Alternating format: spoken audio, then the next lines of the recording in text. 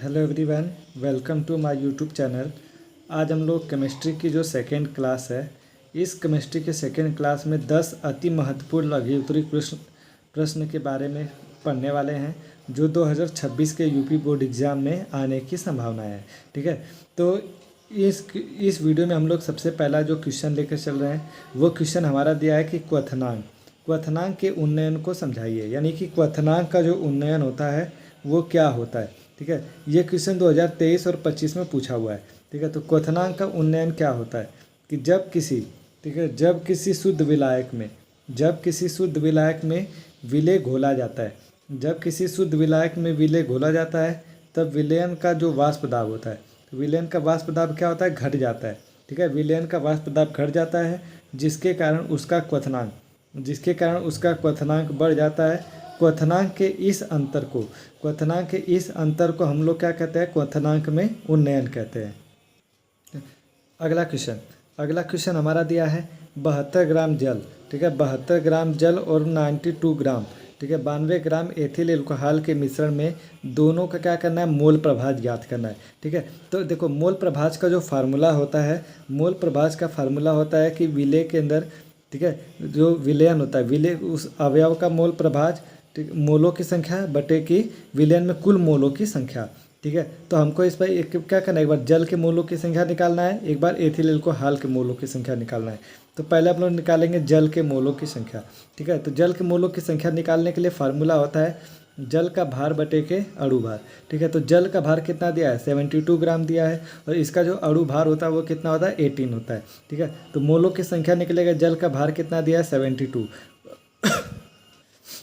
और इसका जो अणु भार है वो कितना दिया है, 18 दिया है। ठीक है, तो 18 से 72 कटेगा 4 टाइम में, तो यानी कि जल के मोलों की संख्या कितनी आ गई, 4 मोल आ गया। ठीक है, अगला दिया है एथिल एल्कोहल का जो भार दिया है वो कितना दिया, 92 ग्राम दिया है। एथिल एल्कोहल का जो अणु भार होता है वो होता है 46। जब इसके मोलों की संख्या निकालेंगे तो 92 अपान में 46 करेंगे तो ये कितना आ जाएगा, 2 मोल आ जाएगा।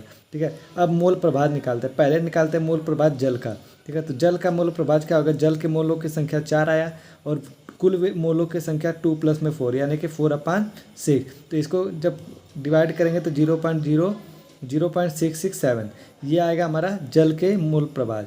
ठीक है, अब निकालते हैं एथिल एल्कोहल का जो मोल प्रभाज है वो कितना है, एथिल एल्कोहल के मोलों की संख्या 2 आया, इसके कुल मोलों की संख्या कितना है, 2 प्लस में 4 यानी कि 6, यानी कि 2/6 करेंगे तो 0.333।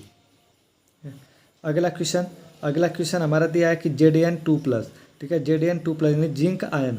ठीक है, Zn2+ लवण सफ़ेद होते हैं, जबकि Cu2+ यानी कापर के जो लवण होते हैं वो नीले रंग के होते हैं, क्यों होते हैं।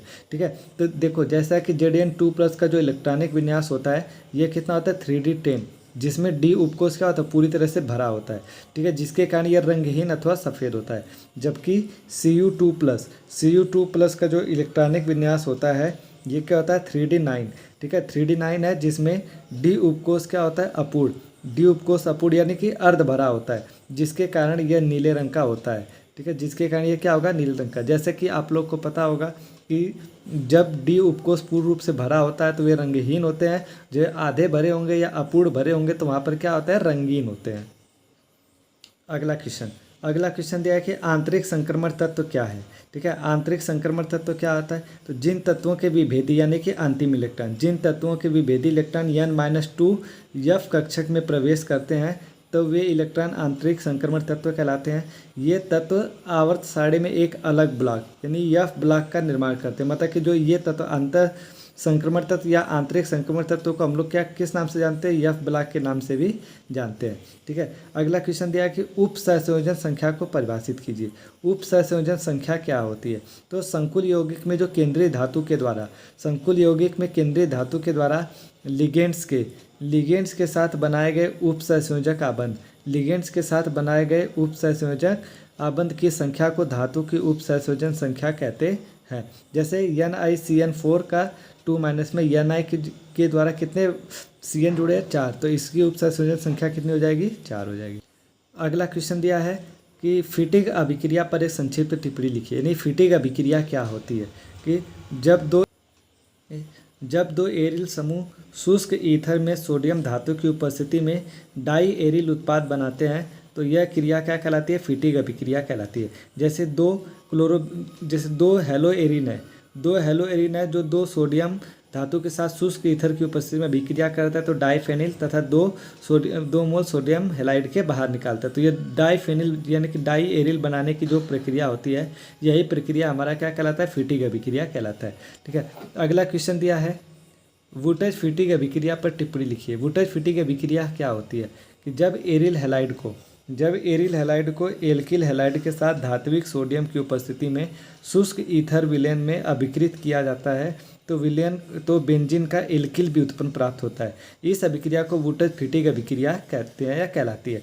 जैसे C6CH5Br यानी कि हो गया फेनिल ब्रोमाइड, प्लस में 2 मोल सोडियम क्या है, फिर क्या है मेथिल ब्रोमाइड, इसकी शुष्क ईथर की उपस्थिति में अभिक्रिया करेंगे तो 2 सोडियम और 2 ब्रोमीन मिलकर क्या कर देता है?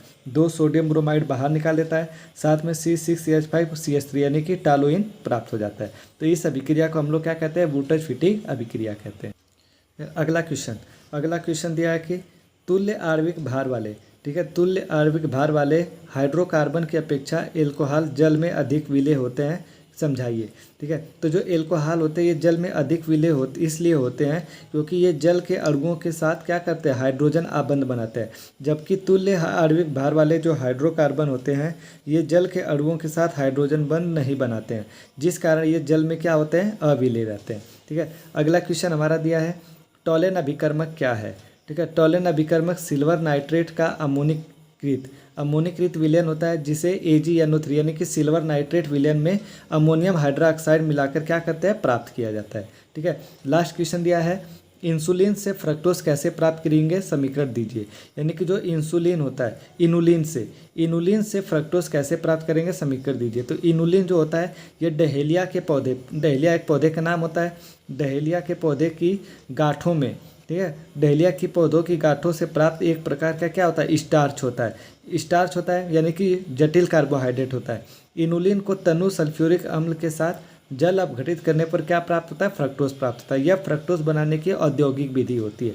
ठीक है, जैसे इनुलिन का सूत्र होगा C6H10O5 का N, ठीक है, प्लस में N मोल क्या लेते हैं? जल करते हैं किसकी उपस्थिति में? तनु सल्फ्यूरिक अम्ल की उपस्थिति में। तो C6H12O6 का N मोल यानी कि ये फ्रक्टोज बनाता है। ठीक है, आज के लिए बस इतना ही, मिलते हैं अगली वीडियो में। तब तक के लिए जय हिंद, बेस्ट ऑफ लक।